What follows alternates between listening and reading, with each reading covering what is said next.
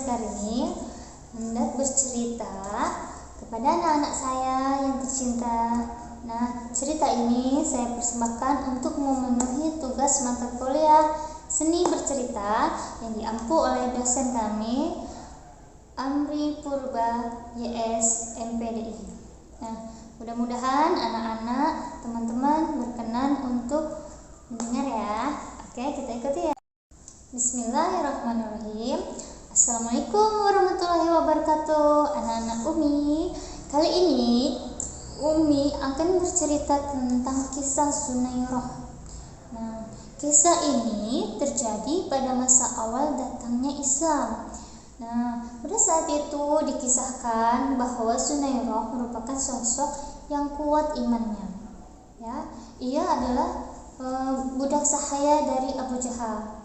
Tetapi Zunairah dengan keimanannya yang kuat, dia siap mengorbankan jiwa dan raganya demi keimanannya kepada Allah Subhanahu wa taala.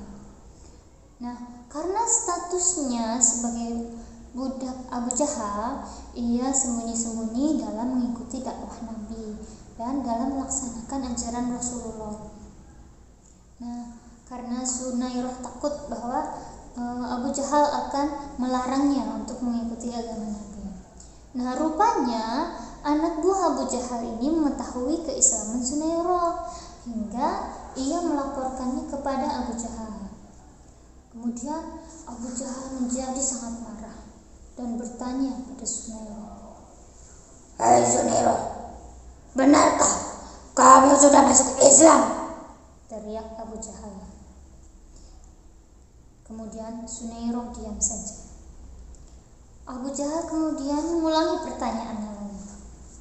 Dengan tenang Zunairah menjawab, "Benar, saya percaya. Hanya percaya pada seruan Nabi Muhammad. Karena itulah saya mengikuti ajarannya," jawab Zunairah.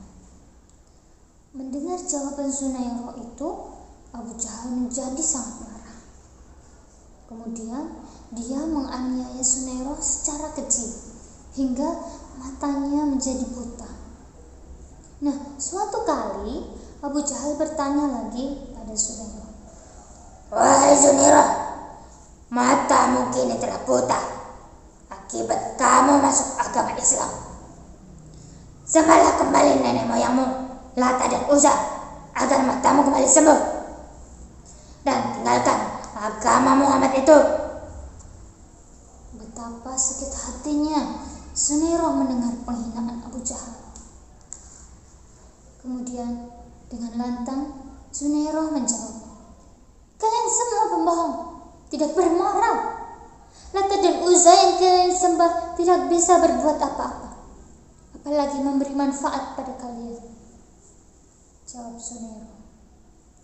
Kemudian ucapan Zunairah ini membuat Abu Jahal berpikir sejenak.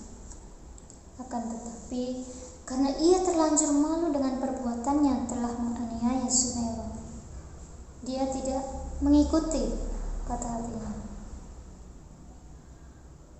Kemudian Abu Jahal berkata lagi, "Hai Zunairah, tidak takutkah kamu pada Lata dan Uzza?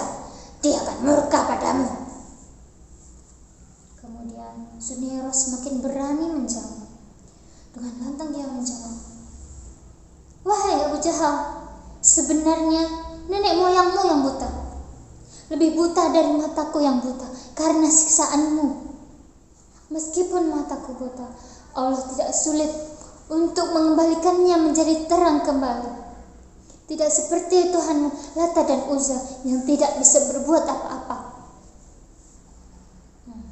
Kemudian dengan jawaban Zunairah itu, Abu Jahal menjadi semakin marah.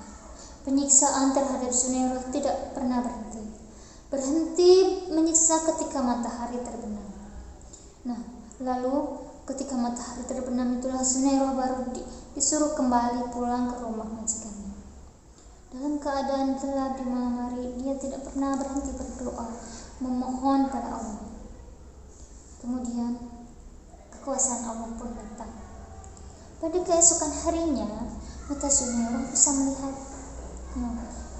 Zunairah bersungguh-sungguh berdoa kepada Allah. Kemudian Allah mengabulkan doanya. Zunairah bisa melihat, kemudian luka-luka di tubuhnya pun telah sembuh. Nah, Abu Jahal yang melihat kejadian ini, dia menjadi heran karena mata Zunairah bisa sembuh sendiri. Kemudian Abu Jahal berkata, ia bertanya kepada Zunairah, "Wahai Zunairah, apakah wajahmu kamu sembuhkan atas sihir Muhammad?" Kemudian Zunairah meyakinkan bahwa Allah lah yang telah menolong. Dia berkata, hanya Allah yang bisa membuat manusia sehat. Hanya Allah yang bisa membuat manusia hidup ataupun mati, dan masih banyak lagi yang bisa Allah perbuat. Muhammad hanyalah seorang rasul dan manusia biasa. Nah, ketika Zunairah hendak disiksa lagi oleh Abu Jahal, maka datanglah Abu Bakar.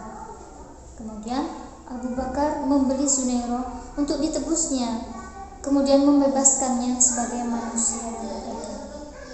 Nah, anak-anak, itulah kisah Zunairah yang dengan teguhnya dia memegang keimanannya. Dalam hatinya hanya Allah saja yang pantas, yang berhak untuk disembah. Lata dan Uzza tidak pantas untuk disembahnya. Meskipun siksaan demi siksaan dia terima, dia tetap berteguh pada keimanannya. Semoga kita menjadi anak-anak, menjadi hamba-hamba Allah yang kuat imannya meskipun badai ataupun ujian menimpa kita. Nah, teman-teman, itu ya cerita dari Umi. Mudah-mudahan teman-teman bisa mengambil hikmahnya ya. Oke, sekian dulu dari Umi. Lain kali kita sambung lagi ya. Assalamualaikum warahmatullahi wabarakatuh.